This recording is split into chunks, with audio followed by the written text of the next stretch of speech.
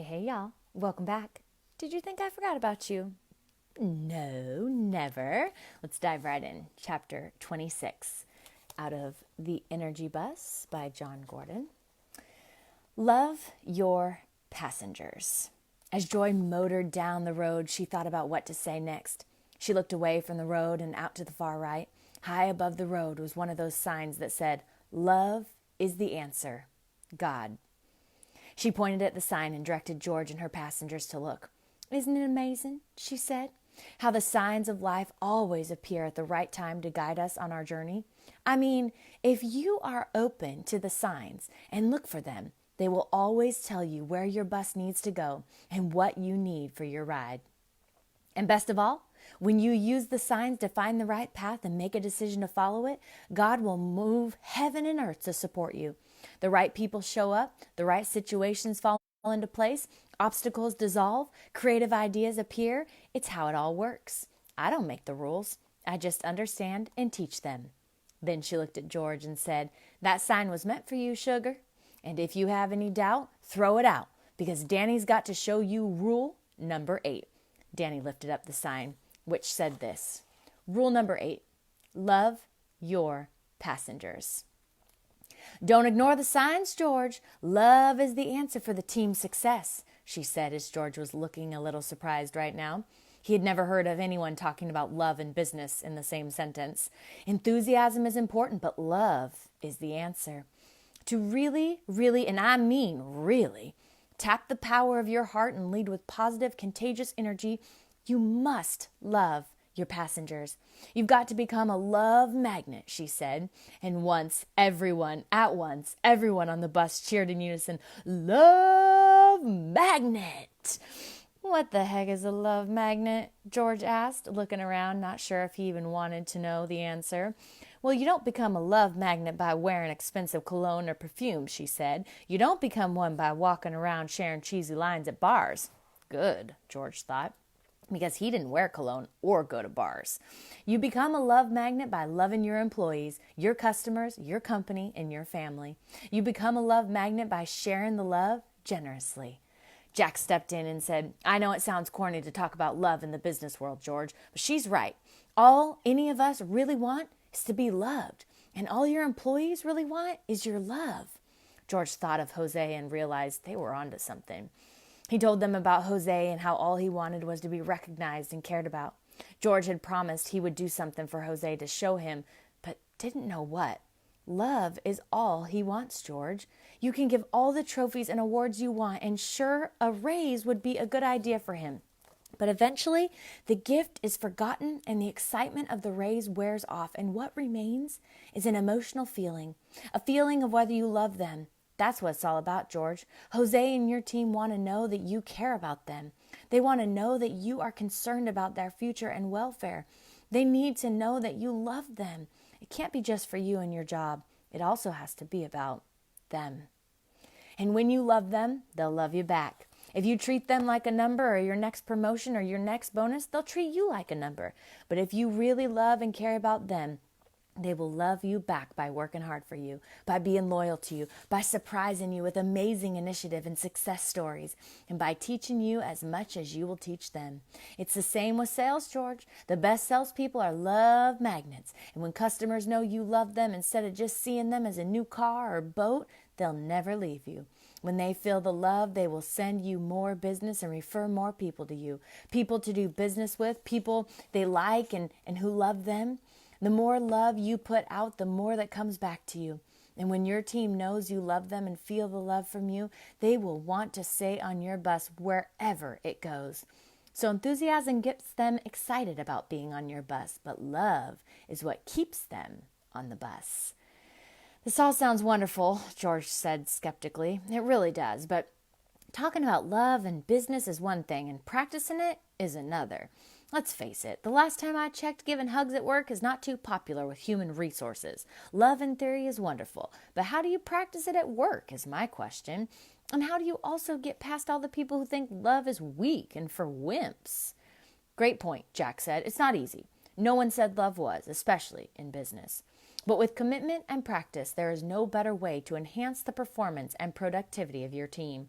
Regarding love being for the weak, well, they just don't understand the research. Tell them, Marty. Marty explained how a human being is stronger when they are thinking positive, loving thoughts than when they are thinking negative, angry thoughts. People think love is a weak emotion, he said, but really, it's the strongest, most powerful emotion available to us. Just try to bench press a lot of weight. If you are thinking love and positive thoughts, you'll be stronger than if you are thinking negative, angry thoughts.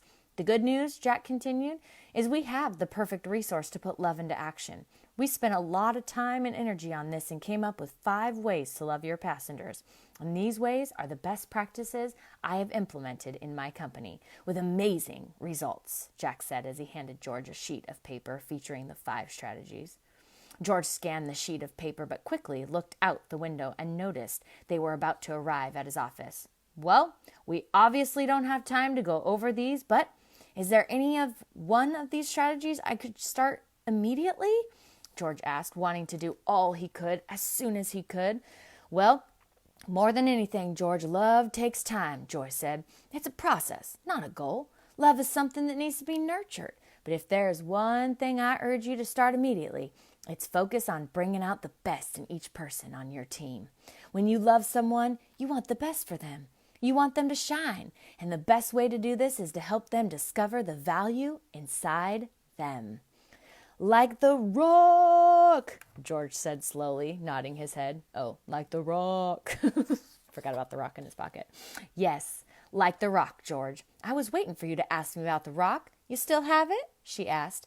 Yes, I do. Right here, George said as he held it up to show her.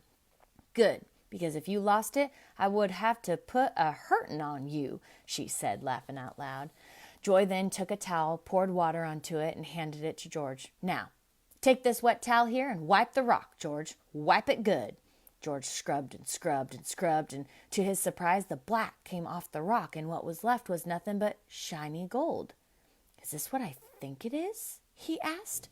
You bet it is, my brother, Joy answered as she jokingly grabbed the rock out of George's hand. That's why you're one lucky man that you didn't lose it.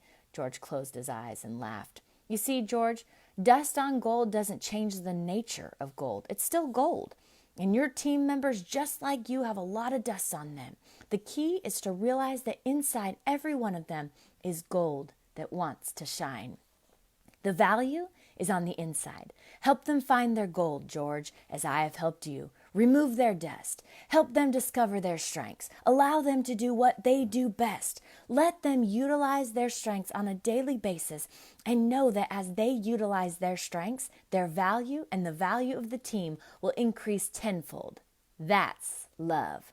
Letting people share their gifts and strengths is real love. And by you loving them and by you helping them find their gold, they will shine and so will you. That's what being a chief energy officer is all about. When you bring out the best in others, you can't help bringing out the best in yourself. At that moment, Joy stopped talking. Jack stopped talking, and the bus was completely silent. All the passengers knew what this meant. George was ready. Joy had a proud look on her face. They had shared with George what he needed to know, and she felt he was ready to make some amazing progress the next 2 days before his big presentation. But she also knew that this was about much more than just a product launch. Sure, she wanted him to enjoy success, but she also knew that whether his product launch was successful was really irrelevant in the grand scheme of things. He wouldn't see it that way, of course, so if the launch was a disaster, she would prepare to explain once again that everything happens for a reason, and no matter what he did or where he went from this point on, he was now equipped with the rules to create an incredible life and career at the NRG company or somewhere else. He had the rules, and with rules came incredible power. His big meeting this Friday would be just one leg of a long journey, and to truly enjoy the ride of his life, he would need to know the final 2 rules. Without them, he would be missing out on the ultimate fuel for a meaningful and powerful life. No time for that today, Joy thought, as they pulled up to George's office building. Tomorrow, we'll get into that. As George walked off the bus, Joy shouted, "Give it all you got today, George. Remember, enthusiasm, love, and gold. And don't forget to love that wife of yours. She needs it too. Share all the love you got, and tomorrow we'll be here to recharge you. George put his hand over his heart and then over his mouth and blew a kiss to Joy and the Energy Bus passengers. They didn't know it, but he was more thankful than any of them could possibly realize. As he turned his back and walked away from the bus, ready to share the love and energy, Joy turned to Jack and he looked at her. "He's ready," she said. "I agree," confirmed Jack.